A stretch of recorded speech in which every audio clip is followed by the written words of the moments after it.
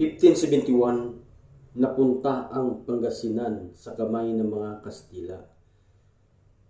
Dumating si Juan de Salcido sa Pangasinan 1571 matapos masakop ang Maynila. Sinakop at isinailalim ng mga Kastila ang mga pamayanang Pangasinan. 1580, formal na ginawang lalawigan ng Espanya ang Pangasinan. Naging bahagi ito ng kolonyal na pamahalaan ng Espanya at pinamahalaan ng mga inkomendero at opisyal Kastila.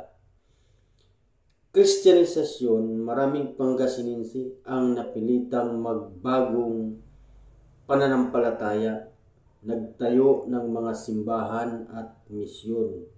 May mga pag-aalsa laban sa mga Kastila tulad ng pag-aalsa ni Andres Malong noong 1660, tanda ng pagtutol ng mga lokal. Nananatili sa ilalim ng Espanya ang Pangasinan hanggang 1898 nang matapos ang pananakop ng mga Kastila sa Pilipinas.